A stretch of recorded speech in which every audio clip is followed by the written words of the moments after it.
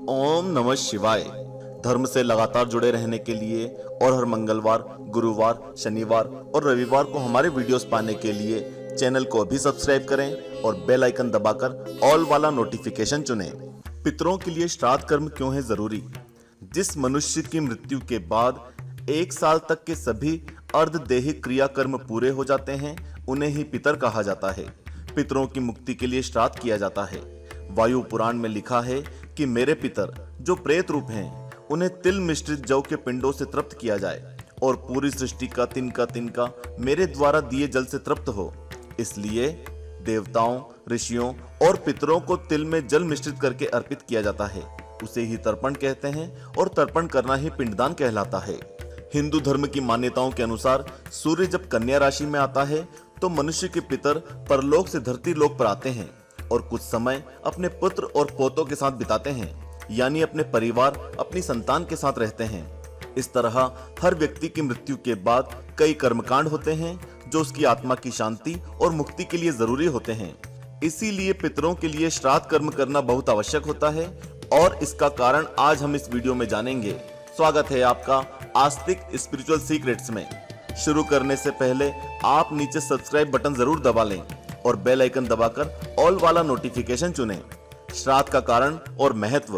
हिंदू धर्म के अनुसार हर मनुष्य की 3 पीढ़ियों का श्राद्ध करना अनिवार्य होता है और वो हैं पिता, दादा और परदादा।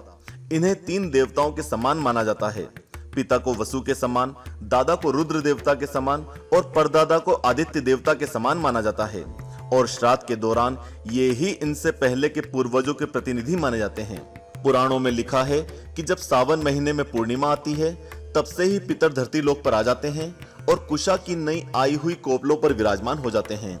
और श्राद्ध पक्ष के इस समय में मृत्यु के देवता यमराज सभी जीवों को मुक्त कर देते हैं ताकि वे धरती पर आ सकें और अपने स्वजनों से तर्पण ग्रहण कर सकें। श्राद्ध में मनुष्य जो भी दान करता है और ब्राह्मणों और गरीबों को भोजन कराता है, वह उसके पूर्वज सूक्ष्म रूप में ग्रहण करते हैं।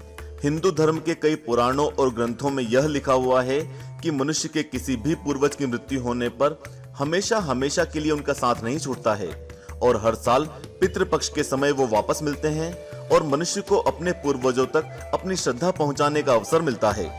इस लोक से परलोक तक की यात्रा को पूर्ण करने के लिए पूर्वजों को श्राद्ध के समय अर्पित किए जाने वाले अन्न और जल से ही पितरों को शक्ति मिलती है और इसी शक्ति से वो अपने परिवार का कल्याण कर पाते हैं।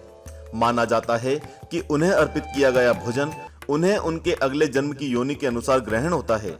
अगर आपके पूर्वज देव योनि में होते हैं तो ब्राह्मणों और गरीबों को खिलाया गया भोजन उन्हें अमृत के रूप में प्राप्त होता है। यदि पितर गंधर्व लोक में हो तो उन्हें भोजन भोग्य के रूप में मिलता है। पशु योनि में हो तो तिनके के रूप में, सर्प योनि में हो तो वायु के रूप में, अगर दानव योनि में हो तो मांस के रूप में और अगर प्रेत योनि में हो तो रक्त के रूप में भोजन मिलता है। अगर आपके पूर्वज मनुष्य योनि में होते हैं तो उन्हें अन्न के रूप में भोजन की प्राप्ति होती है। पुराणों के अनुसार पितर देवताओं के समान होते हैं और वो भी दूर की कही बात सुन लेते हैं, दूर से ही पूजा अन्न ग्रहण कर लेते हैं और उनकी स्तुति से प्रसन्न होते हैं। ये भूत, भविष्य और वर्तमान सब जानते हैं और कहीं भी कभी भी पहुंच सकते हैं। इसलिए दोस्तों, पितरों की सेवा और श्राद्ध करना बहुत ही महत्वपूर्ण है। और इस वर्ष पितृपक्ष 2 सितंबर गुरुवार से लेकर 17 सितंबर गुरुवार तक रहेगा। आप सच्चे मन से अपने पूर्वजों को तर्पण और पिंडदान देना ना भूलें। अगर आपको ये वीडियो अच्छा लगा हो तो आस्तिक स्पिरिचुअल सीक्रेट्स चैनल को सब्सक्राइब जरूर कर लें। ओम नमः शिवाय। ओम नमो नारायणाय नमः।